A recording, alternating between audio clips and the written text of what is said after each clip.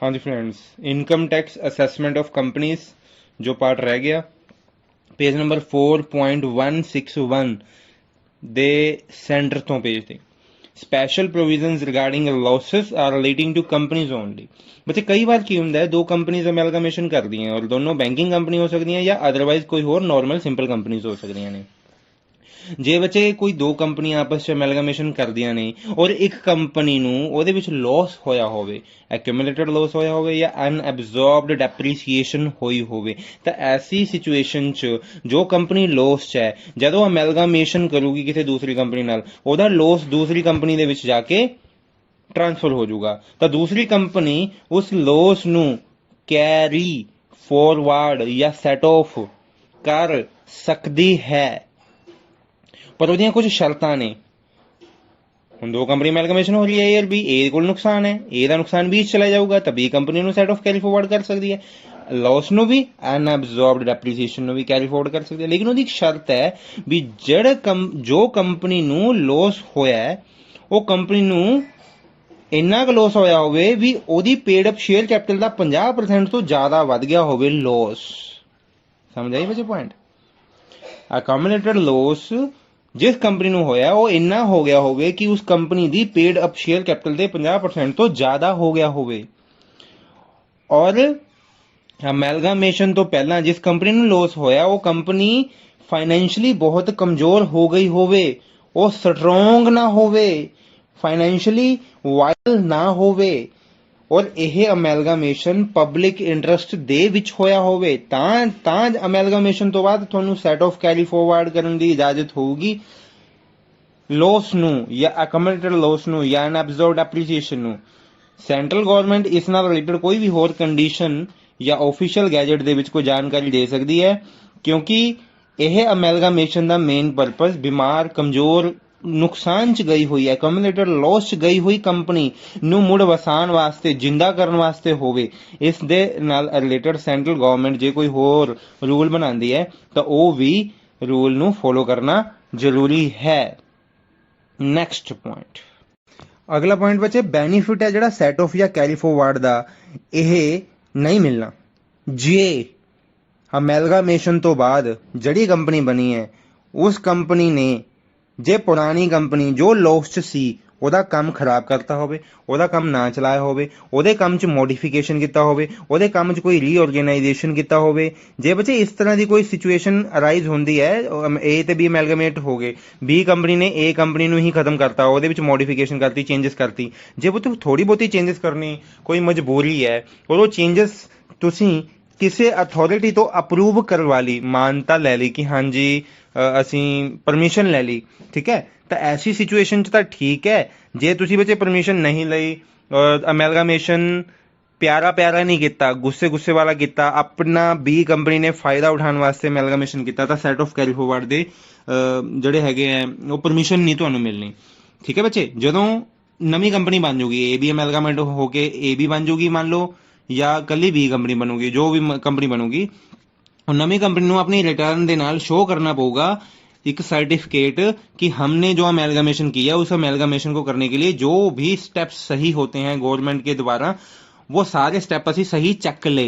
मतलब असी जो कंपनी नाल अमेलगमेशन किया असी उन्होंने मुड़ वसाउण वास्ते, उन्होंने पुनर्जीवित करने वास्ते, उन्होंने जिंदा करने वास्ते, उन्होंने सपोर्ट देने लिए, उन्होंने स्ट्रोंग करने लिए अमेलगमेशन किया, तां बच्चे तुहानूं ये set off carry forward allowed होगा, अदरवाइज तुहानूं ये अलाउड नहीं होना। ठीक है बच्चे, ਤੁਹਾਡੀ ਅਮੈਲਗਾਮੇਸ਼ਨ ਦੀ ਸਾਰੀ ਸਕੀਮ ਨੂੰ ਇੱਕ ਅਥਾਰਟੀ ਅੰਡਰਸਟੈਂਡ ਕਰੂਗੀ ਔਰ ਜੋ ਕੰਪਨੀ ਏ ਬੰਦ ਹੋ ਰਹੀ ਹੈ ਜਿਹੜੀ ਕਿ ਲੋਸ 'ਚ ਸੀ ਉਸ ਨੂੰ ਕਮਿਊਨੀਕੇਟ ਕਰੂਗੀ ਵੀ ਤੁਹਾਡੀ ਅਮੈਲਗਾਮੇਸ਼ਨ ਦੀ ਆ ਸਕੀਮ ਹੈ ਔਰ ਇਹ ਸਬਮਿਟ ਕੀਤਾ ਹੈ। ਜੇ ਤੁਸੀਂ ਸਾਰਾ ਕੁਝ ਸਹੀ ਹੋ ਤਾਂ ਠੀਕ ਹੈ, ਜੇ ਅਥਾਰਟੀ ਨੂੰ ਕੁਝ ਬੁਰਾ ਲੱਗੂਗਾ ਤਾਂ ਅਥਾਰਟੀ ਤੁਹਾਨੂੰ ਸਲਾਹ ਮਸ਼ਵਰਾ ਦੇਊਗੀ ਵੀ ਸੈਂਟਰਲ ਗਵਰਨਮੈਂਟ ਕਹਿੰਦੀ ਹੈ ਅਮੈਲਗਾਮੇਸ਼ਨ ਤੋਂ ਬਾਅਦ ਤੁਹਾਨੇ ਆਹ ਸਟੈਪ ਚੱਕਣੇ ਨਹੀਂ। ਠੀਕ ਹੈ ਬੱਚੇ, ਤਾਂ ਇਹ ਅਮੈਲਗਾਮੇਸ਼ਨ ਪਿਆਰਾ ਹੋਣਾ ਚਾਹੀਦਾ, ਅੱਛਾ ਹੋਣਾ ਚਾਹੀਦਾ ਹੈ, ਸਾਫ ਸੁਥਰਾ ਹੋਣਾ ਚਾਹੀਦਾ ਹੈ, ਤਾਂ ਸੈਟ ਆਫ ਕੈਰੀ ਫੋਰਵਰਡ ਲੋਸਿਸ ਨੂੰ ਬੱਚੇ ਸ਼ਾਰਟ ਕਰਕੇ ਲਿਖਣਾ ਹੈ। ਮੈਂ ਬਹੁਤ ਡਿਟੇਲ 'ਚ ਦੱਸ ਰਿਹਾ, ਤੁਹਾਨੂੰ ਸ਼ਾਰਟ ਕਰ ਦੇਣਾ, ਤੁਹਾਨੂੰ ਆਈਡੀਆ ਲੱਗ ਜਾਊਗਾ ਸਾਰੀ ਚੀਜ਼ ਦਾ ਵੀ ਹੈ ਕੀ। ਅਕਮੂਲੇਟਡ ਲੋਸ ਦਾ ਮੀਨਿੰਗ ਤਾਂ ਸਭ ਨੂੰ ਪਤਾ ਹੀ ਹੈ ਵੀ ਕੀ ਹੁੰਦਾ ਹੈ। ਅਕਮੂਲੇਟਡ ਲੋਸ ਦਾ ਮੀਨਿੰਗ ਹੁੰਦਾ ਹੈ ਕਿ ਬਿਜ਼ਨਸ ਦੇ ਵਿੱਚ ਲੋਸ ਹੋ ਗਿਆ ਔਰ ਇਹ ਕਾਫੀ ਪੁਰਾਣਾ ਲੋਸ ਹੈ, ਕਈ ਸਾਲਾਂ ਦਾ ਲੋਸ ਹੋ ਸਕਦਾ ਹੈ ਕਿਉਂਕਿ ਪ੍ਰੋਫਿਟ ਹੋਇਆ ਨਹੀਂ, ਇਸ ਕਰਕੇ ਇਹ ਐਡਜਸਟ ਵੀ ਨਹੀਂ ਹੋ ਪਾਇਆ ਕਿਸੇ ਪਾਸੇ। ਔਰ ਅਨਅਬਜ਼ੋਰਬਡ ਡੈਪਰੀਸੀਏਸ਼ਨ ਤਾਂ ਮੈਂ 20 ਵਾਰ ਦੱਸ ਚੁੱਕਿਆ ਕਿ ਜਿਹੜੀ ਡੈਪਰੀਸੀਏਸ਼ਨ नहीं एडजस्ट हो सकी किसी साल के प्रॉफिट के केस के तो वो अनएबजॉर्ब डेप्रीसीएशन है। जिमें मैं थोड़ा हूँ सेम जो रूल मैं थोड़ा हूँ दसिया है वो मैं थोड़ा पहले ही कहता सी भी बैंकिंग कंपनी भी हो सकती है कोई होर कंपनी भी हो सकती है। तो अगला पॉइंट बच्चे जो लिखा है वो हूँ अमेलगामेशन बैंकिंग कंपनी के केस लिखा है। पॉइंट सारा सेम वही है बच्चे। बैंकिंग कंपनी का मीनिंग सबनों पता है बैंकिंग रेगुलेशन एक्ट 1949 के अकॉर्डिंग बैंकिंग इंस्टीट्यूशन का मीनिंग भी यही एक्ट च लिखा हुआ है। ये भी अनएबजॉर्ब्ड डेप्रीसीएशन का सेम मीनिंग है। तो बैंकिंग कंपनियां जो अमेलगेमेट करनगियां ਉਹਦੇ ਵਿੱਚ ਵੀ ਇੱਕ ਬੈਂਕਿੰਗ ਕੰਪਨੀ ਨੂੰ ਜੇ ਨੁਕਸਾਨ ਹੋਇਆ ਹੋਇਆ ਔਰ ਦੂਸਰੀ ਬੈਂਕਿੰਗ ਕੰਪਨੀ ਨੂੰ ਨੁਕਸਾਨ ਨਹੀਂ ਹੈਗਾ ਤਾਂ ਜਦੋਂ ਅਮੈਲਗਾਮੇਸ਼ਨ ਹੋ ਜਾਣਗੀਆਂ ਤਾਂ ਜਿਹੜੀ ਨਵੀਂ ਬੈਂਕ ਬਣੂਗੀ ਉਹ ਲੋਸ ਨੂੰ ਕੈਰੀ ਫੋਰਵਰਡ ਤੇ ਸੈਟ ਆਫ ਕਰ ਸਕਦੀ ਹੈ। ਆਹੀ ਸ਼ਰਤਾਂ ਜਿਹੜੀਆਂ ਮੈਂ ਤੈਨੂੰ ਹੁਣੀ ਦੱਸੀਆਂ ਨੇ ਇਹੀ ਤੁਹਾਡੇ ਮਾਈਂਡ 'ਚ ਰੱਖਣੀਆਂ ਨੇ ਕਿ ਪਿਆਰਾ ਅਮੈਲਗਾਮੇਸ਼ਨ ਹੋਵੇ, ਬੈਂਕ ਨੂੰ ਜਿੰਦਾ ਕਰਨ ਵਾਸਤੇ ਹੋਵੇ। ਠੀਕ ਹੈ, ਜਿਵੇਂ ਯੈਸ ਬੈਂਕ ਦਾ ਅਮੈਲਗਾਮੇਸ਼ਨ ਹੋਇਆ ਆਈ ਥਿੰਕ ਕਿਸੇ ਨਾਲ ਤਾਂ ਮਤਲਬ ਐਸੀ ਸਿਚੁਏਸ਼ਨ ਹੋਵੇ ਕਿ ਅੱਛਾ ਹੋਵੇ, ਗੌਰਮੈਂਟ ਨੂੰ ਚੋਰੀ ਨਾ ਲੱਗੇ, ਟੈਕਸ ਦੀ ਵੀ ਤੁਸੀਂ ਕੁਝ ਗਲਤ ਕੰਮ ਕਰਨ ਲਈ ਐਡਜੁਆਇਨ ਹੋਏ ਹੋ, ਇਸ ਤਰ੍ਹਾਂ ਦਾ ਫੀਲ ਨਾ ਆਵੇ ਕੋਈ। ਨੈਕਸਟ ਪੁਆਇੰਟ ਬੱਚੇ, ਕੁਝ ਕੰਪਨੀਆਂ ਦਾ ਕੈਰੀ ਫੋਰਵਰਡ ਜਾਂ ਸੈਟ ਆਫ ਦੇ ਵਿੱਚ ਪ੍ਰੋਬਲਮ ਆ ਜਾਂਦੀ ਹੈ। ਫੋਰ ਐਗਜ਼ਾਮਪਲ ਬੱਚੇ ਤੁਹਾਨੂੰ ਇੱਕ ਕੰਪਨੀ ਹੈ, ਤੁਹਾਨੂੰ ਜਿਸ ਟਾਈਮ ਕੰਪਨੀ ਦੇ ਵਿੱਚ ਲੋਸ ਹੋਇਆ ਸੀ ਉਸ ਟਾਈਮ 100 ਬੰਦੇ ਸ਼ੇਅਰ ਹੋਲਡਰ ਸੀਗੇ ਕੰਪਨੀ ਦੇ। ਉਹ 100 ਬੰਦਿਆਂ ਕੋਲ 100 ਕਰੋੜ ਦਾ ਸ਼ੇਅਰ ਸੀਗਾ। ਹੁਣ ਬੱਚੇ ਜਦੋਂ ਸਾਨੂੰ ਲੋਸ ਹੋਇਆ ਉਸ ਟਾਈਮ ਇਹ 100 ਬੰਦੇ 100 ਕਰੋੜ ਦੇ ਸ਼ੇਅਰ ਲਈ ਬੈਠੇ ਸੀਗੇ। ਹੁਣ ਲੋਸ ਨੂੰ ਅਸੀਂ ਅਗਲੇ ਸਾਲ ਜਾ ਕੇ ਕੈਰੀ ਫੋਰਵਰਡ ਕਰਾਂਗੇ, ਸੈਟ ਆਫ ਕਰਾਂਗੇ ਜਿਵੇਂ ਵੀ ਹੈ। ਹੁਣ ਅਗਲੇ ਸਾਲ ਜਾਂ ਉਸ ਤੋਂ ਅਗਲੇ ਸਾਲ ਜਾਂਦੇ ਜਾਂਦੇ ਜ਼ਰੂਰੀ ਤਾਂ ਨਹੀਂ ਵੀ ਪੁਰਾਣੇ ਦੇ ਪੁਰਾਣੇ ਸ਼ੇਅਰ ਹੋਲਡਰ ਵੀ ਸ਼ੇਅਰ ਹੋਲਡਰ ਹੀ ਰਹਿਣ, ਹੋ ਸਕਦਾ ਉਹ ਚੇਂਜ ਹੋ ਜਾਣ। ਤਾਂ ਇਹਨਾਂ ਦੇ ਕਹਿਣ ਦਾ ਮਕਸਦ ਇਹ ਹੈ ਬੱਚੇ ਵੀ ਜੇ ਲੋਸ ਹੋਇਆ, ਲੋਸ ਵਾਲੇ ਟਾਈਮ ਦੇ ਜਿੰਨੇ ਵੀ ਸ਼ੇਅਰ ਹੋਲਡਰ ਨੇ ਉਹ ਅਗਲੇ ਸਾਲਾਂ 'ਚ 51% ਘੱਟੋ ਘੱਟ ਉਹੀ ਕੰਪਨੀ ਦੇ ਸ਼ੇਅਰ ਹੋਲਡਰ ਜੇ ਰਹਿਣਗੇ ਤਾਂ ਅਸੀਂ ਕੈਰੀ ਫੋਰਵਰਡ ਜਾਂ ਸੈਟ ਆਫ ਦੇ ਜਿਹੜੇ ਰੂਲ ਨੇ ਜਾਂ ਜਿਹੜੇ ਇਹਨਾਂ ਦਾ ਬੈਨੀਫਿਟ ਹੈ ਉਹ ਉਠਾ ਸਕਦੇ ਹਾਂ। ਜੇ ਸ਼ੇਅਰ ਹੋਲਡਰ 51% ਤੋਂ ਘੱਟ ਗਏ ਵੋਟਿੰਗ ਪਾਵਰ, ਫਿਰ ਬੱਚੇ ਤੁਹਾਨੂੰ ਕੈਰੀ ਫੋਰਵਰਡ ਜਾਂ ਸੈਟ ਆਫ ਕਰਨਾ ਅਲਾਊਡ ਨਹੀਂ ਹੋਊਗਾ। ਕਿਉਂਕਿ ਜਿਹੜੇ ਬੰਦਿਆਂ ਨੂੰ ਨੁਕਸਾਨ ਹੋਇਆ ਸੀ, ਜਿਹੜੇ ਸ਼ੇਅਰ ਹੋਲਡਰ ਨੂੰ, ਉਹ ਜਦ ਸ਼ੇਅਰ ਹੋਲਡਰ ਕੰਪਨੀ 'ਚ ਸ਼ੇਅਰ ਹੋਲਡਰ ਹੀ ਨਹੀਂ ਰਹੇ, ਕੰਪਨੀ 'ਚੋਂ ਚਲੇ ਗਏ, ਭਾਗ ਗਏ, ਭੱਜ ਗਏ, ਕਿਸੇ ਹੋਰ ਕੰਪਨੀ ਚਲੇ ਗਏ, ਖਤਮ ਹੋ ਗਏ, ਕੁਝ ਹੋ ਗਿਆ ਉਹਨਾਂ ਨੂੰ ਬੱਚੇ, ਤਾਂ ਫਿਰ set of carry forward allowed ਨਹੀਂ ਹੋਊਗਾ। ਠੀਕ ਹੈ ਬੱਚੇ, ਇਹ ਰੂਲ ਹੈ। ਹੁਣ ਇਹ ਰੂਲ ਸਟਾਰਟਅਪ ਕੰਪਨੀਜ਼ ਤੇ ਲਾਗੂ ਨਹੀਂ ਹੋਊਗਾ। ਸਟਾਰਟਅਪ ਕੰਪਨੀ ਉਹ ਹੁੰਦੀ ਹੈ ਜਿਹੜੀ ਕੰਪਨੀ ਹੁਣੀ ਸਟਾਰਟ ਹੋਈ ਹੈ। 51% ਵੋਟਿੰਗ ਪਾਵਰ ਵਾਲਾ ਜਿਹੜਾ ਰੂਲ ਹੈ ਇਹ ਸਟਾਰਟਅਪ ਕੰਪਨੀਜ਼ ਤੇ ਅਪਲਾਈ ਨਹੀਂ ਹੋਊਗਾ, ਬਾਕੀ ਸਾਰੀ ਕੰਪਨੀਜ਼ ਤੇ ਅਪਲਾਈ ਹੋਊਗਾ। ਇਸ ਤੋਂ ਇਲਾਵਾ ਬੱਚੇ ਜੇ ਅਸੈਸਿੰਗ ਅਫਸਰ ਨੂੰ ਤੁਸੀਂ ਸੈਟੀਸਫਾਈ ਕਰ ਲਓ ਵੀ ਸਰ ਇਹ ਜਿਹੜੇ ਸ਼ੇਅਰ ਹੋਲਡਿੰਗ 'ਚ ਚੇਂਜ ਹੋਇਆ ਹੈ ਇਹ ਚੇਂਜ ਕਰਨ ਦਾ ਸਾਡਾ ਕੋਈ ਟੈਕਸ ਤੋਂ ਚੋਰੀ ਕਰਨ ਦਾ ਇਰਾਦਾ ਨਹੀਂ ਹੈਗਾ ਜਾਂ ਟੈਕਸ ਦੀ ਲਾਇਬਿਲਿਟੀ ਘਟਾਉਣ ਦਾ ਕੋਈ ਮਕਸਦ ਨਹੀਂ, ਕੋਈ ਮਜਬੂਰੀ ਜਾਂ ਕਿਸੇ ਵਜ੍ਹਾ ਦੇ ਤਹਿਤ ਸਾਨੂੰ ਇਹ ਕਰਨਾ ਘਟਾਉਣਾ ਪੈ ਗਿਆ, ਤਾਂ ਉਸ ਕੇਸ 'ਚ ਉਸ ਸਿਚੁਏਸ਼ਨ ਦੇ ਵਿੱਚ ਤੁਹਾਨੂੰ ਮਾਫੀ ਦੇ ਦਾਂਗੇ, ਅਲਾਓ ਕਰ ਦਾਂਗੇ, ਕੋਈ ਚੱਕਰ ਨਹੀਂ ਰਹੂਗਾ। ਠੀਕ ਹੈ ਬੱਚੇ, ਉਸ ਸਿਚੁਏਸ਼ਨ 'ਚ set of carry forward allow ਕਰ ਦਾਂਗੇ। ਇੱਕ ਬੱਚਾ ਕੰਪਨੀ ਨੂੰ ਕਿਹੜੀ ਕਿਹੜੀ ਡਿਡਕਸ਼ਨ ਅਲਾਊਡ ਹੁੰਦੀ ਹੈ। ਹਾਲਾਂਕਿ ਜਦੋਂ ਮੈंने 80 ਵਾਲਾ ਚੈਪਟਰ ਕਰਵਾਇਆ ਸੀ ਮੈंने ਦੱਸਿਆ ਸੀ, ਪਰ ਫਿਰ ਵੀ ਉਹਦੇ ਸ਼ਾਰਟਕਟ 'ਚ ਨਾਮ ਦੇ ਦਿੰਦੇ ਆ।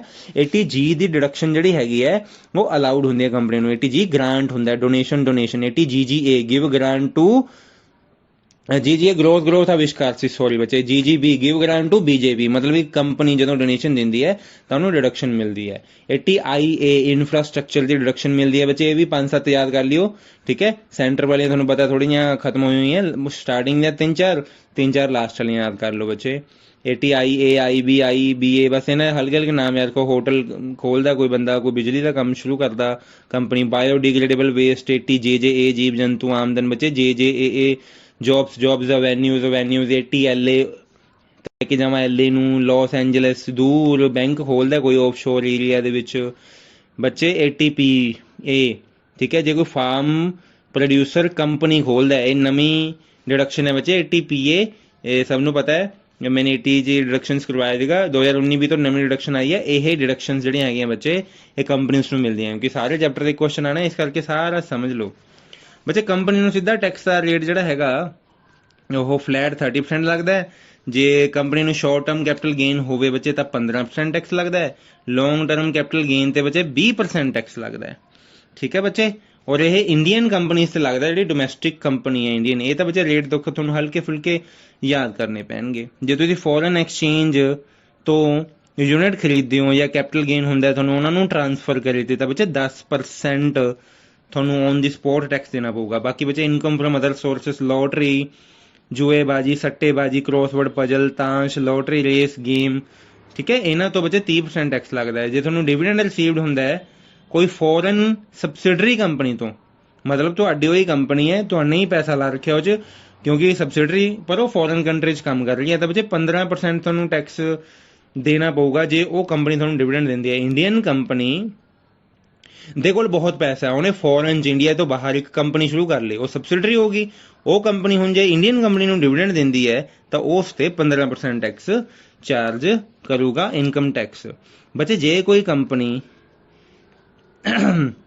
ਦਾ 250 ਕਰੋੜ, ਬੱਚੇ ਇਹ 2016-17 ਦੇ ਲਈ ਐਪਲੀਕੇਬਲ ਹੈ। ਜੇ ਕੰਪਨੀ ਦੀ ਸੇਲ ਜਾਂ ਗਰੋਥ ਰਸੀਟ 2016-17 ਚ 250 ਕਰੋੜ ਤੋਂ ਵੱਧ ਦੀ ਨਹੀਂ ਹੈਗੀ, ਠੀਕ ਹੈ, ਤਾਂ 25% ਟੈਕਸ ਲੱਗਦਾ ਉਹਦੇ ਤੇ ਬੱਚੇ। ਵੈਸੇ ਇਹ ਤੁਸੀਂ ਇਨ ਐਨੀ ਅਦਰ ਇਨਕਮ ਹੈ, ਇਹ ਵਾਲਾ ਪੁਆਇੰਟ ਤੁਸੀਂ ਹਲੇ ਫਿਲਹਾਲ ਰਹਿਣ ਦਿਓ, ਠੀਕ ਹੈ, ਕਿਉਂਕਿ ਇਹ ਥੋੜੀ ਦੇਰ ਲਈ ਹੈ। ਤਾਂ ਬੱਚੇ ਜੇ ਕੋਈ ਡੋਮੈਸਟਿਕ ਕੰਪਨੀ 1 ਤਰੀਕ ਤੀਸਰਾ ਮਹੀਨਾ 2016 ਤੋਂ ਬਾਅਦ ਬਣਦੀ ਹੈ, ਉਹ ਤੇ 25% ਟੈਕਸ ਲੱਗਦਾ ਬੱਚੇ ਸਿੱਧਾ ਫਲੈਟ ਰੇਟ ਨਾਲ, ਠੀਕ ਹੈ। ਕੁਝ ਸਰਟਨ ਡੋਮੈਸਟਿਕ ਕੰਪਨੀਆਂ ਨੇ, ਉਹ ਸਰਟਨ ਨੇ ਜਿਹੜੀਆਂ, ਕੁਝ ਖਾਸ ਉਹਨਾਂ ਦੇ ਨਾਮ ਬੱਚੇ 115 BA 'ਚ ਦੱਸੇ ਹੋਏ ਨੇ, ਪੜ੍ਹਨ ਦੀ ਜ਼ਰੂਰਤ ਨਹੀਂ, ਛੱਡ ਵੀ ਦਵਾਂਗੇ ਤਾਂ ਵੀ ਕੋਈ ਚੱਕਰ ਨਹੀਂ, ਯਾਦ ਰਹਿ ਗਿਆ ਤਾਂ ਵੀ ਕੋਈ ਚੱਕਰ ਨਹੀਂ, ਬਸ ਸੁਣਨਾ ਹੈ, ਕਿਉਂਕਿ ਬੱਚੇ ਡਾਟਾ ਬਹੁਤ ਹੋਣ ਕਰਕੇ ਹੁਣ ਥੋੜਾ ਸਮਝੋ ਧਿਆਨ ਨਾਲ, ਠੀਕ ਹੈ। ਬੱਚੇ ਜੇ ਕੋਈ ਤੁਹਾਨੂੰ ਇਨਕਮ ਹੁੰਦੀ ਹੈ ਕਾਰਬਨ ਕ੍ਰੈਡਿਟਸ ਤੋਂ, ਠੀਕ ਹੈ, ਕਾਰਬਨ ਕ੍ਰੈਡਿਟ ਬੱਚੇ ਕੋਈ ਸਕੀਮ ਹੈ ਜਾਂ ਸਮਝ ਲਓ ਵੀ ਕੋਈ ਸਿਸਟਮ ਹੈ ਪੈਸੇ ਕਮਾਉਣ ਦਾ, ਤਾਂ 10% ਤੁਹਾਨੂੰ ਬੱਚੇ ਟੈਕਸ ਦੇਣਾ ਪਊਗਾ ਔਨ ਦੀ ਸਪੋਟ। ਜੇ ਕੋਈ ਤੁਸੀਂ ਪ੍ਰੋਫਿਟ ਡਿਕਲੇਅਰ ਕਰਦੇ ਹੋ ਜਾਂ ਪੇ ਕਰਦੇ ਹੋ, ਡਿਸਟਰੀਬਿਊਟ ਕਰਦੇ ਹੋ ਡਿਵੀਡੈਂਡ ਦੇ ਤੌਰ ਤੇ 115 ਉਹ ਸੈਕਸ਼ਨ 'ਚ ਇੱਕ ਕੰਪਨੀ ਡਿਵੀਡੈਂਡ ਦਿੰਦੀ ਹੈ, ਡਿਕਲੇਅਰ ਕਰਦੀ ਹੈ, ਤਾਂ 15% ਉਹਨੂੰ ਟੈਕਸ ਦੇਣਾ ਪਊ। ਬਹੁਤ ਜ਼ਿਆਦਾ ਟੈਕਸ ਦੇ ਰੇਟ ਨੇ ਪੁੱਤ, ਜਿੰਨੇ ਹੋ ਸਕਦੇ ਨੇ ਮੋਟੇ ਮੋਟੇ ਯਾਦ ਕਰ ਲਿਓ, ਠੀਕ ਹੈ। ਕੁਝ ਚੀਜ਼ਾਂ ਹਾਈਲਾਈਟ ਹੋਣੀਆਂ ਹੁੰਦੀਆਂ, ਇਹ ਹਾਈਲਾਈਟ ਹੋਣ ਵਾਲੀ ਚੀਜ਼ਾਂ 'ਚੋਂ ਹੈ। ਤਾਂ ਜੇ ਸ਼ੋਰਟ ਟਰਮ ਕੈਪੀਟਲ ਗੇਨ ਹੋਵੇ ਬੱਚੇ ਤਾਂ 15% ਟੈਕਸ ਲੱਗਦਾ ਹੈ, ਲੌਂਗ ਟਰਮ ਕੈਪੀਟਲ ਗੇਨ ਤੇ 20% ਟੈਕਸ ਲੱਗਦਾ ਹੈ। ਫੋਰਨ ਕੰਪਨੀਜ਼ ਨੂੰ ਲਗਭਗ ਰੇਟ ਸੇਮ ਨਹੀਂ ਹੈਗੇ, ਫਰਕ ਹੈ ਇਹਨਾਂ ਦਾ, ਠੀਕ ਹੈ। ਫੋਰਨ ਐਕਸਚੇਂਜ ਬੱਚੇ ਦੇਖ ਕੇ ਥੋੜਾ ਜਿਹਾ ਨਾ ਯਾਦ ਕਰ ਲਿਓ ਇਹਨੂੰ, ਕਿ ਲੋਟਰੀ ਦਾ 10% ਹੈ, ਫੋਰਨ ਜੇ ਤੁਹਾਨੂੰ ਬੱਚੇ ਫੋਰਨ ਐਕਸਚੇਂਜ ਦੇ ਯੂਨਿਟ ਖਰੀਦਦੇ ਹੋ ਤੇ ਕੈਪੀਟਲ ਗੇਨ ਹੁੰਦਾ 10% ਹੈ, ਵਿੱਚ ਵਿੱਚ ਰੇਟ ਮਿਲਦੇ ਵੀ ਨੇ। GDR ਹੁੰਦਾ ਬੱਚੇ global depository receipts, all over world level ਤੇ ਤੁਸੀਂ ਇਨਵੈਸਟਮੈਂਟ ਕਰਦੇ ਹੋ, ਬੌਂਡਸ ਖਰੀਦਦੇ ਹੋ, ਡਿਬੈਂਚਰ ਖਰੀਦਦੇ ਹੋ, GDR ਬੱਚੇ ਇਨਵੈਸਟਮੈਂਟ ਹੁੰਦੀ ਹੈ, ਫੋਰਨ ਇਨਵੈਸਟਮੈਂਟ ਨੂੰ ਕਹਿੰਦੇ ਨੇ। ਤਾਂ ਬੱਚੇ ਤੁਹਾਨੂੰ ਇਹ ਕਰੰਸੀ ਦੇ ਵਿੱਚ ਤੁਸੀਂ ਕੋਈ ਬੌਂਡਸ ਜਾਂ ਕੁਝ ਇਨਵੈਸਟਮੈਂਟ ਕੀਤੀ, ਉੱਥੇ ਤੁਹਾਨੂੰ ਇਨਕਮ ਹੋਗੀ, 10% ਟੈਕਸ ਦੇਣਾ ਪਊਗਾ ਬੱਚੇ, ਠੀਕ ਹੈ। ਜੇ ਤੁਹਾਨੂੰ ਫੋਰਨ ਇੰਸਟੀਟਿਊਸ਼ਨਲ ਇਨਵੈਸਟਰਸ ਤੋਂ ਇਨਕਮ ਹੋ ਗਈ, ਤੁਹਾਡੇ ਫੋਰਨ ਕੰਟਰੀ ਦੇ ਵਿੱਚ ਇੱਕੋ ਦਮ ਬਹੁਤ ਇਕੱਠਾ ਪੈਸਾ ਇਨਵੈਸਟ ਕਰ ਰੱਖਿਆ ਸੀ, ਉਹਨਾਂ ਨੇ ਤੁਹਾਨੂੰ ਇਨਕਮ ਦਿੱਤੀ, 10% ਟੈਕਸ ਲੱਗੂਗਾ। ਲੋਟਰੀ ਦਾ 30% ਪਤਾ ਹੀ ਹੈ। ਰਾਇਲਟੀ, ਕੋਈ ਕੰਪਨੀ ਨੂੰ ਇਨਕਮ ਹੋਈ ਕਿਉਂਕਿ ਕੰਪਨੀ ਸੇਵਾ ਦਿੰਦੀ ਹੈ, ਟੈਕਨੀਕਲ ਸਰਵਿਸ ਦਿੰਦੀ ਹੈ, ਉਹਦੀ ਫੀਸ ਮਿਲਦੀ ਹੈ ਉਹਨੂੰ ਜਾਂ ਰਾਇਲਟੀ ਮਿਲਦੀ ਹੈ, 25% ਟੈਕਸ ਲੱਗੂਗਾ। ਫੋਰਨ ਕੰਪਨੀਜ਼ ਦੀ ਗੱਲ ਕਰਦੇ ਹਾਂ ਵਿੱਚ, ਐਨੀ ਅਦਰ ਇਨਕਮ ਤੇ ਫੋਰਨ ਕੰਟਰੀਜ਼ ਦੀ ਐਨੀ ਅਦਰ ਇਨਕਮ ਤੇ 40% ਟੈਕਸ ਲੱਗੂਗਾ। ਕਾਰਬਨ ਕ੍ਰੈਡਿਟ ਦਾ ਬੱਚੇ ਇੱਥੇ 10% ਲਿਖਿਆ ਹੋਇਆ। ਜਿਹੜੀ ਸਰਚਾਰਜ ਹੈ ਬੱਚੇ, ਸਰਚਾਰਜ ਵੀ ਲੱਗਦਾ ਹੁੰਦਾ ਇਹਨਾਂ ਤੇ।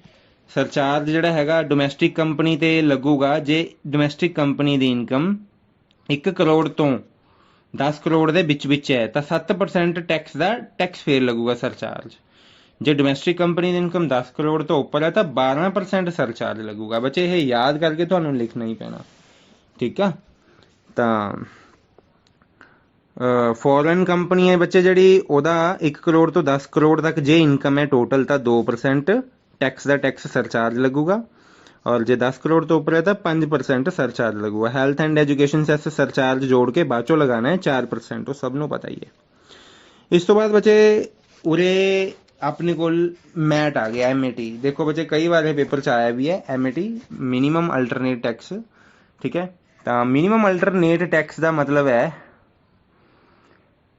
ਜਿਵੇਂ ਪਹਿਲਾਂ ਆਪਾਂ ਨੇ AMT ਪੜ੍ਹਿਆ ਸੀ, ਅਲਟਰਨੇਟ ਮਿਨੀਮਮ ਟੈਕਸ, ਕੰਪਨੀਜ਼ ਦੇ ਕੇਸ 'ਚ ਮੈਟ ਹੁੰਦਾ ਹੈ, minimum alternate tax.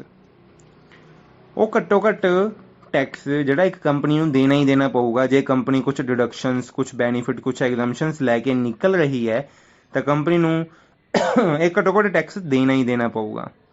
115 JB section ਹੈ, ਇਹ ਫੋਰਨ ਕੰਪਨੀਜ਼ 'ਤੇ ਵੀ ਲਾਗੂ ਹੁੰਦਾ ਹੈ। ਸਨ 2001-2 ਤੋਂ ਲਾਗੂ ਹੁੰਦਾ ਹੈ। ਪਹਿਲਾਂ ਕੰਪਨੀਜ਼ 'ਤੇ ਲਾਗੂ ਹੋਇਆ ਸੀ, ਫਿਰ ਬੱਚੇ ਫਰਮ, ਇੰਡੀਵਿਜੂਅਲ ਹੋਰਾਂ 'ਤੇ ਵੀ ਲੱਗਣ ਲੱਗ ਗਿਆ ਸੀ। ਉਹਨੂੰ AMT ਬੋਲਦੇ ਆ, ਪਰ ਇੱਥੇ ਇਹਨੂੰ ਮੈਟ ਬੋਲਦੇ ਆ, ਠੀਕ ਹੈ ਬੱਚੇ।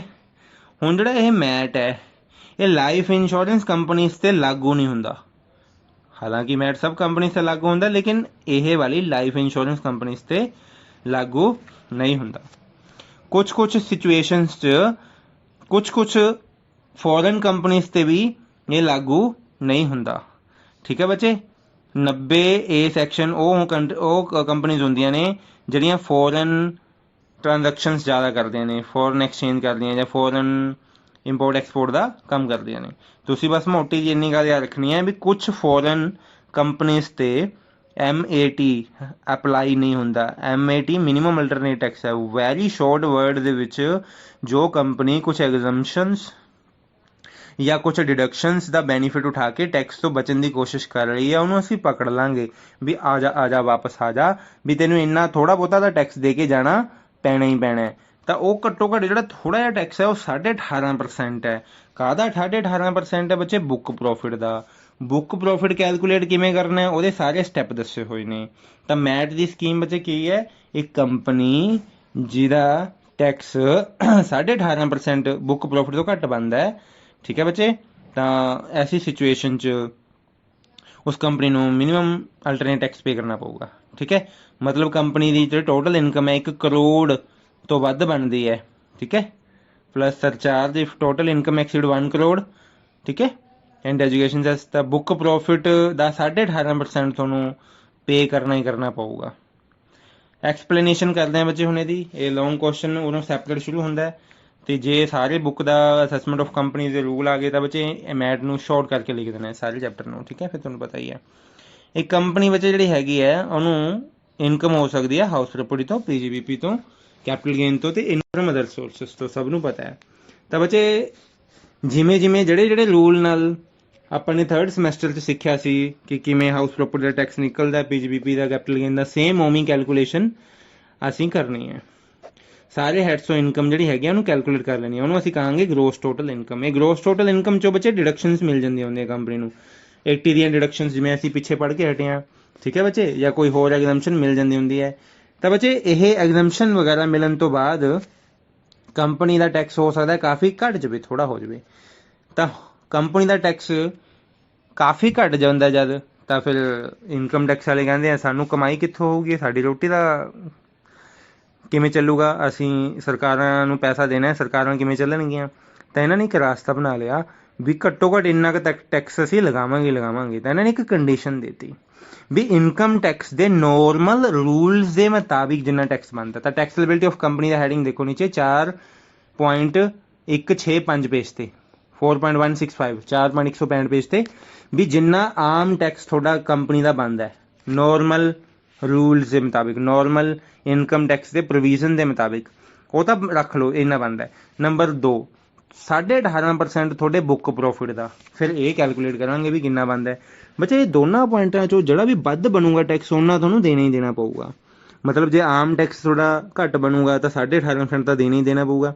ਜੇ ਆਮ ਟੈਕਸ ਵੱਧ ਬਣ ਜਾਊਗਾ ਫਿਰ ਆਮ ਟੈਕਸ ਤਾਂ ਪਹਿਲਾਂ ਹੀ ਵੱਧ ਹੈ, ਫਿਰ 18.5% ਤਾਂ ਅਸੀਂ ਉਂ ਵੀ ਵੱਧ ਹੀ ਲੈ ਰਹੇ ਹਾਂ, ਫਿਰ ਤਾਂ ਕੋਈ ਚੱਕਰ ਹੀ ਨਹੀਂ। ਮਤਲਬ ਘੱਟੋ ਘੱਟ 18.5% ਤਾਂ ਲੈਣਾ ਹੀ ਲੈਣਾ, ਇਸ ਤੋਂ ਥੱਲੇ ਨਹੀਂ ਜਾਣ ਦੇਣਾ ਤੁਹਾਨੂੰ। ਠੀਕ ਹੈ ਬੱਚੇ। ਸਰਚਾਰਜ ਵਗੈਰਾ ਮੈਂ ਤੁਹਾਨੂੰ ਪਹਿਲਾਂ ਹੀ ਦੱਸ ਚੁੱਕਿਆ, ਇੱਥੇ ਇਹਨਾਂ ਨੇ ਸਰਚਾਰਜ ਦਾ ਰਿਪੀਟ ਕੀਤਾ ਹੋਇਆ। ਕਰੋੜ ਤੋਂ 10 ਕਰੋੜ ਤੱਕ 7%, ਡੋਮੈਸਟਿਕ ਦਾ 10 ਕਰੋੜ ਤੋਂ ਉੱਪਰ 12%, ਤੇ ਨੋਨ ਡੋਮੈਸਟਿਕ ਮਤਲਬ ਫੋਰਨ ਕੰਪਨੀ ਦਾ 10 ਕਰੋੜ ਤੱਕ ਦੀ ਇਨਕਮ ਦਾ 2% ਸਰਚਾਰਜ, 10 ਕਰੋੜ ਤੋਂ ਉੱਪਰ ਦੀ ਇਨਕਮ ਦਾ 5% ਟੈਕਸ। ਇਸ ਤੋਂ ਬਾਅਦ ਬੱਚੇ ਹੁਣ ਗੱਲ ਇਹ ਹੈ ਵੀ ਮੈਟ ਨੂੰ ਅਸੀਂ ਕੈਲਕੂਲੇਟ ਕਰਨਾ ਕਿਵੇਂ ਸਿੱਖੀਏ। ਠੀਕ ਹੈ। 4.167 ਪੇਜ ਤੇ ਬੱਚੇ ਲਿਖਿਆ ਹੋਇਆ ਹੈ ਕਿ ਜਦੋਂ ਹੁਣ ਬੱਚੇ ਸਾਰਾ ਰੋਲ ਹੈ ਨਾ ਬੁੱਕ ਪ੍ਰੋਫਿਟ ਦਾ। ਹੁਣ ਬੁੱਕ ਪ੍ਰੋਫਿਟ ਕੈਲਕੂਲੇਟ ਕਰਨ ਲਈ ਸਾਨੂੰ ਇੱਕ ਗਾਈਡਲਾਈਨਸ ਆਈ ਹੈ ਕਿ ਹਰ ਇੱਕ ਕੰਪਨੀ ਨੂੰ ਆਪਣਾ ਪ੍ਰੋਫਿਟ ਐਂਡ ਲੋਸ ਅਕਾਊਂਟ ਜਾਂ statement of profit and loss account company act 2013 ਦੇ ਅਕੋਰਡਿੰਗ ਜੋ ਬੈਲੈਂਸ ਸ਼ੀਟ ਬਣਾਉਣ ਦਾ ਰੂਲ ਦੱਸਿਆ ਹੋਇਆ, ਪ੍ਰੋਫਿਟ ਐਂਡ ਲੋਸ ਅਕਾਊਂਟ ਬਣਾਉਣ ਦਾ ਰੂਲ ਦੱਸਿਆ ਹੈ, ਉਸ ਅਕੋਰਡਿੰਗ ਹੀ ਬਣਾਉਣਾ ਹੈ, ਸ਼ਡਿਊਲ 3 ਦੇ ਅਕੋਰਡਿੰਗ।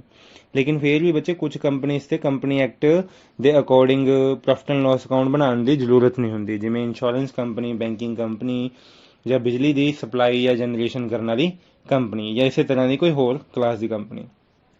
ਤਾਂ ਬੱਚੇ ਜਿਨ੍ਹਾਂ ਤੇ ਕੰਪਨੀ ਐਕਟ ਲੱਗਦਾ ਉਹ ਤਾਂ ਕੰਪਨੀ ਐਕਟ ਦੇ according profit and loss account ਬਣਾਉਣਗੇ। ਜਿਨ੍ਹਾਂ ਤੇ ਕੰਪਨੀ ਐਕਟ ਨਹੀਂ ਲੱਗਦਾ ਉਹਨਾਂ ਤੇ ਜੋ ਵੀ ਐਕਟ ਲੱਗਦਾ ਉਹ ਐਕਟ ਦੇ ਅਕੋਰਡਿੰਗ ਉਹ ਪ੍ਰੋਫਿਟ ਐਂਡ ਲੋਸ ਅਕਾਊਂਟ ਬਣਾਉਣਗੇ, ਔਰ ਉਸ ਅਕੋਰਡਿੰਗ ਆਪਣਾ ਉਹ ਪ੍ਰੋਫਿਟ ਕੈਲਕੂਲੇਟ ਕਰਨਗੇ। ਕਿਉਂਕਿ ਬੱਚੇ ਮੈਨੇ ਬੁੱਕ ਪ੍ਰੋਫਿਟ ਕੈਲਕੂਲੇਟ ਕਰਨਾ ਹੈ, ਤਾਂ ਕਿਉਂਕਿ ਇਹ ਈਜ਼ੀ ਨਹੀਂ ਹੈ, ਇੰਪੋਰਟੈਂਟ ਕੁਐਸਚਨ ਵੀ ਹੈ। ਕੰਪਨੀਜ਼ ਦਾ ਮੈਟ ਬੁੱਕ ਪ੍ਰੋਫਿਟ ਕੈਲਕੂਲੇਟ ਕਰਨ ਲਈ ਬਹੁਤ ਜ਼ਿਆਦਾ ਚੀਜ਼ਾਂ ਐਡ ਕਰਨੀਆਂ ਪੈਂਦੀਆਂ, ਬਹੁਤ ਜ਼ਿਆਦਾ ਚੀਜ਼ਾਂ ਘਟਾਉਣੀਆਂ ਪੈਂਦੀਆਂ, ਤਾਂ ਸਾਨੂੰ ਸਾਰਾ ਕੁਝ ਸਮਝਣਾ ਪਊਗਾ। ਸਾਨੂੰ ਇੱਕ ਉਹ ਜਨਰਲ ਗੱਲ ਹੋਰ ਦੱਸਦਾ ਕਿ ਕਹਿੰਦਾ ਜਦੋਂ ਤੁਸੀਂ ਕੰਪਨੀਜ਼ ਦਾ ਐਨੂਅਲ ਅਕਾਊਂਟਸ ਬਣਾਉਂਦੇ ਹੋ, ਪ੍ਰੋਫਿਟ ਐਂਡ ਲਾਸ ਅਕਾਊਂਟ ਬਣਾਉਂਦੇ ਹੋ, ਤਾਂ ਕਹਿੰਦਾ ਅਕਾਊਂਟਿੰਗ ਪੋਲਿਸੀਜ਼ ਨੂੰ, ਅਕਾਊਂਟਿੰਗ ਸਟੈਂਡਰਡਸ ਨੂੰ ਸਾਰਿਆਂ ਨੂੰ ਫੋਲੋ ਕਰਨਾ ਹੈ। ਡੈਪਰੀਸੀਏਸ਼ਨ ਦੇ ਮੈਥਡਸ ਨੂੰ ਚੇਂਜ ਨਹੀਂ ਕਰਨਾ, ਉਹ ਵੀ ਸੇਮ ਰੱਖਣੇ ਨੇ। ਮਤਲਬ ਜਿਹੜਾ ਸ਼ੇਅਰ ਹੋਲਡਰਸ ਦੀ ਮੀਟਿੰਗ ਦੇ ਸਾਹਮਣੇ ਅਕਾਊਂਟਸ ਪੇਸ਼ ਕੀਤਾ ਹੈ, ਤੇ ਉਹੀ ਅਕਾਊਂਟਸ, ਉਹੀ ਪ੍ਰੋਫਿਟਸ, ਉਹਦੇ ਨਾਲ ਹੀ ਬੁੱਕ ਪ੍ਰੋਫਿਟ ਕੈਲਕੂਲੇਟ ਕਰਨਾ ਹੈ। ਇਹ ਨਹੀਂ ਹੋਣਾ ਚਾਹੀਦਾ ਕਿ ਸ਼ੇਅਰ ਹੋਲਡਰਸ ਦੀ ਮੀਟਿੰਗ ਦੇ ਵਿੱਚ ਕੁਝ ਹੋਰ ਪੇਸ਼ ਕਰ ਦਈਏ ਤੇ ਤੁਸੀਂ ਸੈਪਰੇਟ ਕੁਝ ਹੋਰ ਪੇਸ਼ ਕਰ ਦਈਏ। ਹਾਂ, ਜੇ ਤੁਹਾਡੇ ਕੋਲ ਇਨਫੋਰਮੇਸ਼ਨ ਦੀ ਕਮੀ ਹੈ, ਰੂਲਸ ਦੀ ਕਮੀ ਹੈ, ਦੇਖੋ 4.167 ਪੇਜ ਦੇ ਵਿੱਚ ਸਭ ਤੋਂ ਐਂਡ 'ਚ ਨੀਚੋਂ 2 ਪੁਆਇੰਟ ਛੱਡ ਕੇ ਉੱਪਰ ਲਿਖਿਆ ਹੈ, ਕਹਿੰਦਾ ਜੇ ਤੁਹਾਡੇ ਕੋਲ ਉੱਪਰਲੇ ਰੂਲਸ ਐਂਡ ਪ੍ਰੋਵੀਜ਼ਨਸ ਨਹੀਂ ਹੈਗੇ ਤਾਂ ਤੁਸੀਂ ਸ਼ੇਅਰ ਹੋਲਡਰਸ ਦੀ ਮੀਟਿੰਗ ਲਈ ਅਲੱਗਾ ਪ੍ਰੋਫਿਟ ਐਂਡ ਲਾਸ ਅਕਾਊਂਟ ਬਣਾ ਸਕਦੇ ਹੋ, ਜਿਹਦੀ ਸ਼ਾਇਦ ਫਿਗਰ ਜਿਵੇਂ ਵੀ ਹੋ ਸਕਦੀ ਹੈ। ਤੇ ਇਸ ਸੈਕਸ਼ਨ ਲਈ, ਬੁੱਕ ਪ੍ਰੋਫਿਟ ਲਈ, 115 GB ਲਈ, MAT ਲਈ ਅਲੱਗ ਤੋਂ ਤੁਸੀਂ ਇੱਕ ਪ੍ਰੋਫਿਟ ਐਂਡ ਲਾਸ ਅਕਾਊਂਟ ਬਣਾ ਸਕਦੇ ਹੋ। ਕੋਸ਼ਿਸ਼ ਕਰੋ ਕਿ ਤੁਹਾਡਾ ਅਕਾਊਂਟਿੰਗ ਈਅਰ 1 ਅਪ੍ਰੈਲ ਤੋਂ 31 ਮਾਰਚ ਹੀ ਹੋਵੇ, ਲੇਕਿਨ ਕੋਈ ਕੰਪਨੀ ਜੇ 1 ਅਪ੍ਰੈਲ ਤੋਂ 31 ਮਾਰਚ ਦਾ ਸਾਲ ਨਹੀਂ ਰੱਖਦੀ, ਕੋਈ ਹੋਰ ਸਾਲ ਰੱਖਦੀ ਹੈ ਤਾਂ ਰੱਖ ਸਕਦੀ ਹੈ, ਕੋਈ ਚੱਕਰ ਨਹੀਂ। ਲੇਕਿਨ ਉਸ ਕੰਪਨੀ ਨੂੰ ਵੀ ਅਕਾਊਂਟਿੰਗ ਦੀ policies, rule, regulation, accounting standards ਨੂੰ ਫੋਲੋ ਕਰਨਾ ਚਾਹੀਦਾ ਹੈ, ਫੋਲੋ ਕਰਨਾ ਪੈਣਾ ਹੈ। ਡੈਪਰੀਸੀਏਸ਼ਨ ਦੇ ਮੈਥਡਸ ਵੀ ਜਿਹੜੇ ਹੈਗੇ ਨੇ ਉਹ ਪ੍ਰੋਪਰ ਅਥੈਂਟੀਕੇਟ, ਜਿਹੜੇ ਕਿ ਇਨਕਮ ਟੈਕਸ ਮਾਨਤਾ ਦਿੰਦਾ ਹੈ ਜਿਹੜੇ ਮੈਥਡਸ ਨੂੰ, ਉਹੀ ਫੋਲੋ ਕਰਨੇ ਚਾਹੀਦੇ ਨੇ। ਤਾਂ ਬੁੱਕ ਪ੍ਰੋਫਿਟ ਨੂੰ ਕੈਲਕੂਲੇਟ ਕਰਨ ਦੇ ਲਈ ਬੱਚੇ ਸਾਨੇ ਇੱਕ ਪ੍ਰੋਫਿਟ ਦੇ ਵਿੱਚ ਬਹੁਤ ਜ਼ਿਆਦਾ ਚੀਜ਼ਾਂ ਐਡ ਕਰਨੀਆਂ ਹੁੰਦੀਆਂ ਨੇ। ਸਭ ਤੋਂ ਪਹਿਲਾਂ ਤਾਂ ਅਸੀਂ ਆਪਣਾ ਪ੍ਰੋਫਿਟ ਐਂਡ ਲਾਸ ਅਕਾਊਂਟ ਬਣਾਵਾਂਗੇ, ਜਿਹਨੂੰ statement of profit and loss account ਕਹਿੰਦੇ ਨੇ ਕੰਪਨੀਜ਼ ਦੇ ਵਿੱਚ। ਤਾਂ ਬੁੱਕ ਪ੍ਰੋਫਿਟ ਕੈਲਕੂਲੇਟ ਕਰਨ ਲਈ ਇਹਦੇ ਵਿੱਚ ਕਈ ਚੀਜ਼ਾਂ ਐਡ ਕਰਾਂਗੇ ਬੱਚੇ, ਬਹੁਤ ਜ਼ਿਆਦਾ ਚੀਜ਼ਾਂ ਨੇ। ਮੈਂ ਨਾਮ ਬੋਲ ਕੇ ਇਕੱਲੀ ਇਕੱਲੀ ਦੱਸਦਾ ਤਾਂ ਹਾਂ, ਬਟ ਇਹ ਸਾਰੀਆਂ ਅਸੀਂ ਬਹੁਤ ਜ਼ਿਆਦਾ ਨੇ, ਪੜ੍ਹ ਲਵਾਂਗੇ ਇੱਕ ਵਾਰੀ, ਯਾਦ ਥੋੜ੍ਹੀਆਂ ਕਰ ਲਿਓ, ਮਤਲਬ ਥੋੜ੍ਹੀਆਂ ਛੱਡ ਦਿਓ ਯਾਦ ਕਰਨ ਤੋਂ, ਜਾਂ ਪੜ੍ਹ ਇੱਕ ਵਾਰੀ ਸਾਰੀਆਂ ਲਈਓ ਜ਼ਰੂਰ। ਤਾਂ ਬੱਚੇ ਤੁਸੀਂ ਜੋ ਵੀ ਤੁਹਾਡਾ ਪ੍ਰੋਫਿਟ ਐਂਡ ਲਾਸ ਅਕਾਊਂਟ ਨਿਕਲਿਆ ਸਟੇਟਮੈਂਟ 'ਚੋਂ, ਉਹਦੇ ਵਿੱਚ ਐਡ ਕਰ ਦੇਣਾ ਜੇ ਤੁਹਾਨੇ ਕੋਈ ਇਨਕਮ ਟੈਕਸ ਪੇ ਕੀਤਾ ਹੈ ਜਾਂ ਪੇਏਬਲ ਹੈ, ਕਿਉਂਕਿ ਤੁਹਾਨੇ ਮਾਈਨਸ ਕੀਤਾ ਹੋਇਆ ਜੇ। ਇਹ ਸਾਰੀਆਂ ਚੀਜ਼ਾਂ ਜਿਹੜੀਆਂ ਮੈਂ ਕਹਿੰਦਾ ਪਲੱਸ ਕਰ ਦਿਓ, ਇਹ ਤਾਂ ਪਲੱਸ ਕਰਨੀਆਂ ਨੇ ਜੇ ਪਹਿਲਾਂ ਮਾਈਨਸ ਕੀਤੀਆਂ ਹੋਈਆਂ ਨੇ, ਮਤਲਬ ਪਹਿਲਾਂ ਖਰਚਾ ਪਾਇਆ ਹੋਇਆ ਹੈ, ਮਤਲਬ ਜੇ ਪਹਿਲਾਂ ਡੈਬਿਟ ਕੀਤੀਆਂ ਹੋਈਆਂ ਨੇ। ਕਿਉਂਕਿ ਉਰੇ ਬੁੱਕ ਪ੍ਰੋਫਿਟ ਦਾ ਮੀਨਿੰਗ ਕੁਝ ਖਾਸ ਹੈ, ਉਹ ਬੁੱਕ ਪ੍ਰੋਫਿਟ ਦਾ ਹੀ 18.5% ਲੈਣਾ ਆਪਾਂ ਨੇ, ਠੀਕ ਹੈ। ਔਰ ਉਹ ਬੁੱਕ ਪ੍ਰੋਫਿਟ ਦੀ ਗੱਲ ਕਰਦੇ ਆਪਾਂ। ਤਾਂ ਬੱਚੇ ਐਡ ਕਰ ਦਿਓ ਜੇ ਕੋਈ ਵੀ ਰਿਜ਼ਰਵ ਬਣਾਇਆ, ਔਰ ਰਿਜ਼ਰਵ ਬਣਾ ਕੇ ਤੁਹਾਨੇ ਪੈਸੇ ਸਾਈਡ 'ਤੇ ਰੱਖੇ ਨੇ। ਜੇ ਤੁਹਾਨੇ ਫਿਊਚਰ 'ਚ ਕੋਈ ਲਾਇਬਿਲਿਟੀ ਲਈ ਪੈਸੇ ਰੱਖੇ ਨੇ ਅਲੱਗ ਕੱਢ ਕੇ, ਉਹ ਵੀ ਚੱਕ ਕੇ ਪਲੱਸ ਕਰ ਦਿਓ। ਜੇ ਤੁਹਾਨੇ ਕੋਈ ਲੋਸ ਵਾਸਤੇ ਪ੍ਰੋਵੀਜ਼ਨ ਬਣਾ ਕੇ ਪੈਸੇ ਸਾਈਡ 'ਤੇ ਕੱਢ ਕੇ ਅਲੱਗ ਰੱਖੇ ਨੇ ਸਬਸਿਡਰੀ ਕੰਪਨੀਜ਼ ਦੇ ਲਈ, ਉਹ ਪੈਸੇ ਵੀ ਪਲੱਸ ਕਰ ਦਿਓ। ਡਿਵੀਡੈਂਡ ਪੇਡ ਜਾਂ ਪ੍ਰਪੋਜ਼ਡ ਪਲੱਸ ਕਰ ਦਿਓ। ਪਤਾ ਨਾ ਕਿਸ ਪਲੱਸ ਕਰਨਾ ਹੈ, statement of profit and loss account 'ਚ ਪਲੱਸ ਕਰਨਾ ਹੈ, ਠੀਕ ਹੈ। ਕੋਈ ਵੀ ਖਰਚਾ ਤੁਸੀਂ ਕਰਦੇ ਹੋ ਅੰਡਰ ਸੈਕਸ਼ਨ 10, ਠੀਕ ਹੈ। ਬਸ ਹੁਣ ਇਹਦੇ ਵਿੱਚ ਬੱਚੇ ਸੈਕਸ਼ਨ ਅੰਡਰ ਸੈਕਸ਼ਨ 10 ਯਾਦ ਰੱਖ ਲਿਓ। ਅੰਡਰ ਸੈਕਸ਼ਨ 10 ਦੇ ਵਿੱਚ ਜਾ ਕੇ ਦੇਖਣਾ ਪਊਗਾ ਵੀ ਕੀ ਹੈ। ਕੋਈ ਖਰਚਾ ਅੰਡਰ ਸੈਕਸ਼ਨ 10 ਹੁੰਦਾ, ਮਤਲਬ ਹੁਣ ਇਹ ਪੁਆਇੰਟ ਛੱਡ ਸਕਦੇ ਹੋ ਤੁਸੀਂ, ਠੀਕ ਹੈ। ਬਸ ਜਲਦੀ ਜਲਦੀ ਜਿੰਨਾ ਵੀ ਥੋੜਾ ਯਾਦ ਰਹਿ ਗਿਆ ਉਹ ਯਾਦ ਰੱਖ ਸਕਦੇ ਹੋ। ਹੁਣ ਸੈਕਸ਼ਨ ਦੇ ਵਿੱਚ ਉਲਝਣ ਦੀ ਜ਼ਰੂਰਤ ਨਹੀਂ। ਜੇ ਤੁਸੀਂ ਕੋਈ ਖਰਚਾ ਕਰਦੇ ਹੋ ਇਨਕਮ ਨੂੰ ਅਰਨ ਕਰਨ ਲਈ, ਅੰਡਰ ਸੈਕਸ਼ਨ 86 2016-17 ਤੋਂ ਰੂਲ ਹੈ, ਤਾਂ ਉਹ ਖਰਚਾ ਵੀ ਤੁਸੀਂ ਐਡ ਕਰਨਾ ਹੈ। ਜੇ ਤੁਸੀਂ ਕੋਈ ਖਰਚਾ ਹੋ ਰਿਹਾ ਤੁਹਾਡਾ ਕਿਉਂਕਿ ਤੁਹਾਨੂੰ ਕੈਪੀਟਲ ਗੇਨ ਅਰਾਈਜ਼ ਕਰਨਾ ਸੀ ਫੋਰਨ ਕੰਪਨੀ ਤੋਂ, ਠੀਕ ਹੈ, ਤਾਂ ਤੁਸੀਂ ਫੋਰਨ ਕੰਪਨੀ ਹੋ ਜਾਂ ਤੁਹਾਡਾ ਕੋਈ ਕੈਪੀਟਲ ਗੇਨ ਨੂੰ ਅਰੇਂਜ ਕਰਨ ਲਈ ਤੁਹਾਡਾ ਕੋਈ ਖਰਚਾ ਹੋ ਗਿਆ, ਤਾਂ ਇੰਟਰਸਟ, ਰੋਇਲਟੀ ਜਾਂ ਫੀਸ ਕੁਝ ਵੀ ਤੁਹਾਨੂੰ ਪੇ ਕਰਿਆ, ਉਹ ਵੀ ਚੱਕ ਕੇ ਐਡ ਕਰ ਦਿਓ ਇਹਦੇ ਵਿੱਚ, ਠੀਕ ਹੈ। ਜੇ ਤੁਹਾਨੇ ਕੋਈ ਖਰਚਾ ਐਸਾ ਪਾਇਆ ਹੋਇਆ ਜਿਹੜਾ ਅਸਲ 'ਚ ਕੋਈ ਖਰਚਾ ਨਹੀਂ ਹੋਇਆ, ਲੇਕਿਨ ਉਹ ਕਲਪਨਾ 'ਚ ਖਰਚਾ ਹੈ, ਨੋਸ਼ਨਲ ਲੋਸ ਹੈ। ਨੋਸ਼ਨਲ ਲੋਸ ਦਾ ਮਤਲਬ ਹੁੰਦਾ ਹੈ ਵੀ ਇਮੈਜਿਨ ਲੋਸ। ਜਿਵੇਂ ਫੋਰ ਐਗਜ਼ਾਮਪਲ, ਜੇ ਇੱਕ ਦੁਕਾਨਦਾਰ ਕਹੇ ਵੀ ਮੈਂ 500 ਰੁਪਏ ਦੀ ਚੀਜ਼ ਜੇ ਬਾਜ਼ਾਰ 'ਚ ਵੇਚਦਾ ਤਾਂ ਮੈਂ 1200 ਰੁਪਏ ਦੀ ਵੇਚ ਦਿੰਦਾ, ਪਰ ਮੈਂ ਇਹਨੂੰ ਘਰ ਲੈ ਗਿਆ ਤਾਂ ਮੈਨੂੰ 500 ਹੀ ਮਿਲਿਆ ਘਰੋਂ, ਜਾਂ ਕਹਿ ਲਓ ਉਹ ਵੀ ਨਹੀਂ ਮਿਲਿਆ, ਤਾਂ ਉਹਨੂੰ ਲੋਸ ਹੋ ਗਿਆ। ਹੁਣ ਅਸਲ 'ਚ ਤਾਂ ਕੋਈ ਲੋਸ ਨਹੀਂ ਹੋਇਆ, ਤਾਂ ਇਹਨੂੰ ਕਲਪਨਿਕ ਲੋਸ ਕਹਿੰਦੇ ਨੇ, ਇੰਪਿਊਟਡ ਲੋਸ ਕਹਿੰਦੇ ਨੇ। ਜੇ ਇਸ ਤਰ੍ਹਾਂ ਦਾ ਕੋਈ ਲੋਸ ਪਾਇਆ ਹੋਇਆ ਕਿਸੇ ਵੀ ਤਰ੍ਹਾਂ ਦਾ, ਜਿਵੇਂ ਤੁਸੀਂ ਬੈਠੇ ਬੈਠੇ ਸੋਚੀ ਜਾਓ ਯਾਰ ਮੇਰੀ ਇਹ ਕਾਰ ਤਾਂ 8 ਲੱਖ ਦੀ ਵਿਕ ਜਾਂਦੀ, ਮੈਂ ਤਾਂ ਤੇਰੇ ਕਰਕੇ ਆਪਣੇ ਯਾਰ ਦੋਸਤ ਕਰਕੇ 6 ਲੱਖ ਦੀ ਵੇਚਤੀ, 2 ਲੱਖ ਦਾ ਘਾਟਾ ਹੋ ਗਿਆ। ਇਸ ਤਰ੍ਹਾਂ ਦਾ ਘਾਟਾ ਅਸਲ 'ਚ ਨਹੀਂ ਹੋਇਆ, ਪਰ ਕਈ ਵਾਰ ਅਸੀਂ ਇਹਨਾਂ ਨੂੰ ਖਰਚਾ ਪਾ ਲੈਂਦੇ ਹੁੰਦੇ ਹਾਂ ਐਸੀ ਸਿਚੁਏਸ਼ਨਸ 'ਚ।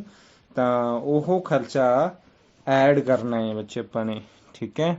ਨੋਸ਼ਨਲ ਖਰਚਾ ਐਡ ਕਰਨਾ ਹੈ। ਜੇ ਕੋਈ ਤੁਹਾਡਾ ਖਰਚਾ ਹੋ ਗਿਆ ਹੋਵੇ ਰੋਇਲਟੀ ਨੂੰ ਅਰਨ ਕਰਨ ਲਈ ਜਾਂ ਪੇਟੈਂਟ ਦੇ ਨਾਲ ਰਿਲੇਟਡ, ਤਾਂ ਉਹ ਐਡ ਕਰਨਾ ਹੈ। ਜੇ ਤੁਹਾਨੇ ਕੋਈ ਡੈਪਰੀਸੀਏਸ਼ਨ ਦਾ ਖਰਚਾ ਪਾਇਆ ਹੋਇਆ ਹੈ ਤਾਂ ਉਹ ਐਡ ਕਰਨਾ ਹੈ। ਕੋਈ ਡੈਫਰਡ ਟੈਕਸ ਜਾਂ ਇਸੇ ਤਰ੍ਹਾਂ ਦਾ ਕੋਈ ਪ੍ਰੋਵੀਜ਼ਨ ਦਾ ਖਰਚਾ, ਮਤਲਬ ਜੋ ਟੈਕਸ ਹਲੇ ਦਿੱਤਾ ਨਹੀਂ, ਦੇਣਾ ਬਣ ਗਿਆ, ਹਲੇ ਦੇਵਾਂਗੇ ਫਿਊਚਰ 'ਚ, ਉਸ ਦੇ ਲਈ ਪੈਸੇ ਰੱਖੇ ਆ, ਚੱਕ ਕੇ ਐਡ ਕਰ ਦਿਓ ਬੱਚੇ। ਬੁੱਕ ਪ੍ਰੋਫਿਟ ਕੈਲਕੂਲੇਟ ਕਰਨਾ ਮੇਨ ਹੈ, ਮੈਟ ਚੱਲ ਰਿਹਾ। ਜੇ ਤੁਹਾਨੇ ਕੋਈ ਪੈਸੇ ਸਾਈਡ ਤੇ ਕੱਢ ਕੇ ਲੱਗ ਰੱਖੇ ਹੋਏ ਨੇ ਵੀ ਪ੍ਰੋਵੀਜ਼ਨ ਹੈ, ਕੋਈ ਐਸਟ ਖਰੀਦੂੰਗਾ ਜਾਂ ਐਸਟ ਦੀ ਵੈਲਿਊ ਘਟੂਗੀ, ਉਹਦੇ ਬੈਨੀਫਿਟ 'ਚ ਪੈਸੇ, ਮਤਲਬ ਉਹਦੇ ਮਤਲਬ ਕੋਈ ਐਸਟ ਤੁਹਾਡੀ ਘਟ ਰਹੀ ਹੈ, ਉਹ ਤੁਸੀਂ ਉਹਦੇ ਲਈ ਕੋਈ ਪੈਸੇ ਸਾਈਡ ਤੇ ਲੱਗ ਕੱਢ ਕੇ ਰੱਖੀ ਜਾ ਰਹੇ ਹੋ, ਠੀਕ ਹੈ। ਕਿਉਂਕਿ ਐਸਟ ਦੀ ਕੀਮਤ ਘਟੂਗੀ, ਨਵੀਂ ਖਰੀਦਣੀ ਪਊਗੀ, ਤਾਂ ਉਹ ਪੈਸੇ ਜੇ ਸਾਈਡ ਤੇ ਲੱਗ ਕੱਢ ਕੇ ਕੋਈ ਰੱਖਦੇ ਹੋ, ਪ੍ਰੋਵੀਜ਼ਨ ਬਣਾਉਂਦੇ ਹੋ, ਐਡ ਕਰਨਾ ਪੈਣਾ ਹੈ। ਜੇ ਕੋਈ ਰੀਵੈਲਿਊਸ਼ਨ ਦਾ ਰਿਜ਼ਰਵ ਹੈ, ਰੀਵੈਲਿਊਸ਼ਨ ਕਰਕੇ ਐਸਟ ਦੇ, ਜਾਂ ਕੋਈ ਐਸਟ ਰਿਟਾਇਰਮੈਂਟ ਕਰਕੇ ਕੋਈ ਕਿਸੇ ਤਰ੍ਹਾਂ ਦਾ ਕੋਈ ਪੈਸਾ ਹੋਵੇ ਰੀਵੈਲਿਊਸ਼ਨ ਰਿਜ਼ਰਵ 'ਚ ਖੜਾ, ਤਾਂ ਇਸ ਤਰ੍ਹਾਂ ਦੇ ਪੈਸੇ ਨੂੰ ਚੱਕ ਕੇ ਐਡ ਕਰ ਦਿਓ, ਠੀਕ ਹੈ। ਜੇ ਮਾਈਨਸ ਕੀਤਾ ਹੈ ਤਾਂ ਐਡ ਕਰਨਾ ਹੈ, ਜੇ ਐਡ ਕੀਤਾ ਹੋਇਆ ਤਾਂ ਮਾਈਨਸ ਕਰਨਾ ਹੈ, ਠੀਕ ਹੈ। ਕ੍ਰੈਡਿਟ ਨਾ ਹੋਵੇ, ਫਿਰ ਕ੍ਰੈਡਿਟ ਦਾ ਮਤਲਬ ਤਾਂ ਪਲੱਸ ਹੋ ਗਿਆ, ਫਿਰ ਮਾਈਨਸ ਕਰਾਂਗੇ ਉਹ ਦੂਸਰੀ ਸਾਈਡ ਆ ਜਾਊਗਾ। ਜੇ ਤੁਹਾਨੂੰ ਕੋਈ ਗੇਨ ਹੋਇਆ ਹੈ, ਮਤਲਬ ਕੋਈ ਕੈਪੀਟਲ ਗੇਨ ਜਾਂ ਕੋਈ ਸ਼ੇਅਰ ਵਗੈਰਾ ਟ੍ਰਾਂਸਫਰ ਕਰਕੇ ਕੋਈ ਫਾਇਦਾ ਹੋਇਆ ਹੈ, ਉਹ ਫਾਇਦਾ ਤੁਹਾਨੇ ਜੋੜਿਆ, 1 ਮਿੰਟ, ਇਹ ਕਾਫੀ ਬੜਾ ਪੁਆਇੰਟ ਹੈ, ਇਹ ਪੁਆਇੰਟ ਛੱਡ ਦਿਓ ਬੱਚੇ, B ਪੁਆਇੰਟ ਤੇ ਆ ਜਾਓ। ਕੁਛ ਇਹਦੇ ਵਿੱਚ ਟਾਈਮ ਵੇਸਟ ਕਾਹਨੂੰ ਕਰਨਾ ਆਪਾਂ ਨੇ, ਕੁਛ ਮੈਨੂੰ ਲੱਗਦਾ ਉਹ 'ਚ ਫਰਕ। It shall be reduced by the following, ਉਹ ਸਭ ਚੀਜ਼ਾਂ ਵਿੱਚ ਐਡ ਕਰਨੀਆਂ ਨੇ ਔਰ ਆਹ ਚੀਜ਼ਾਂ ਘਟਾਉਣੀਆਂ ਨੇ। ਜੇ ਤੁਹਾਨੇ ਕੋਈ ਰਿਜ਼ਰਵ 'ਚੋਂ ਪੈਸੇ ਘਟਾਏ ਨੇ, ਠੀਕ ਹੈ, ਵਿਡਰੋ ਕੀਤੇ ਨੇ, ਜਾਂ ਪ੍ਰੋਵੀਜ਼ਨ 'ਚੋਂ ਪੈਸੇ ਵਿਡਰੋ ਕੀਤੇ ਨੇ, ਠੀਕ ਹੈ, ਉਹ ਸਾਰੀਆਂ ਚੀਜ਼ਾਂ ਐਡ ਕਰਨੀਆਂ ਸੀ, ਇਹ ਚੀਜ਼ਾਂ ਮਾਈਨਸ ਕਰਨੀਆਂ ਨੇ। ਜੇ ਕੋਈ ਰਿਜ਼ਰਵ ਜਾਂ ਪ੍ਰੋਵੀਜ਼ਨ ਵਿਡਰੋ ਕੀਤਾ ਤਾਂ ਉਹ ਮਾਈਨਸ ਕਰਨਾ ਆਪਾਂ ਨੇ, ਠੀਕ ਹੈ। ਮਤਲਬ ਮੈंने ਪਹਿਲਾਂ ਉਹਨੂੰ ਪਲੱਸ ਕਰਕੇ ਯੂਜ਼ ਕਰ ਲਿਆ ਸੀ, ਹੁਣ ਮੈਂ ਉਹਨੂੰ ਮਾਈਨਸ ਕਰਕੇ ਠੀਕ ਕਰ ਦੂੰਗਾ।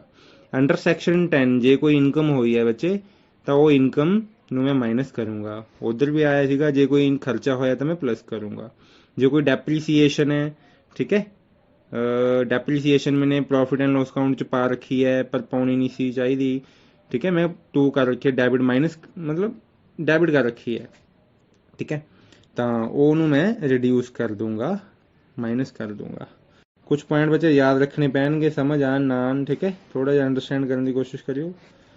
ਐਨ ਅਮਾਊਂਟ ਵਿਡਰਾਨ ਫਰੋਮ ਰੀਵੈਲਿਊਸ਼ਨ ਰਿਜ਼ਰਵ, ਜੇ ਕੋਈ ਰੀਵੈਲਿਊਸ਼ਨ ਰਿਜ਼ਰਵ 'ਚ ਪੈਸਾ ਵਿਡਰੋ ਕੀਤਾ, ਕਿਸੇ ਵੀ ਰਿਜ਼ਰਵ 'ਚ ਪੈਸਾ ਵਿਡਰੋ ਕੀਤਾ, ਉਹ ਮਾਈਨਸ ਹੋਊਗਾ, ਚਾਹੇ ਪ੍ਰੋਫਿਟ ਐਂਡ ਲੋਸ ਅਕਾਊਂਟ ਹੈ, ਚਾਹੇ ਜਨਰਲ ਰਿਜ਼ਰਵ ਹੈ, ਚਾਹੇ ਕੋਈ ਡੈਪਰੀਸੀਏਸ਼ਨ ਦਾ ਰਿਜ਼ਰਵ ਹੈ, ਚਾਹੇ ਕੋਈ ਹੋਰ ਐਸਟ ਦੀ ਰੀਵੈਲਿਊਸ਼ਨ ਦਾ ਰਿਜ਼ਰਵ ਹੈ। ਜੇ ਤੁਹਾਨੂੰ ਕੋਈ ਇਨਕਮ ਹੋਈ ਹੈ ਔਰ ਇਹ ਇਨਕਮ ਅਸੈਸੀ ਦੀ ਇਨਕਮ ਹੈ, ਔਰ ਉਹ ਇਨਕਮ ਸੈਕਸ਼ਨ 86 ਦੇ ਵਿੱਚ ਆਉਂਦੀ ਹੈ, ਤਾਂ ਉਹ ਇਨਕਮ ਬੱਚੇ 86 ਤੇ 10 ਸੈਕਸ਼ਨ ਯਾਦ ਰੱਖਿਓ, ਉਹ ਵੀ ਮਾਈਨਸ ਕਰਾਂਗੇ ਆਪਾਂ, ਠੀਕ ਹੈ।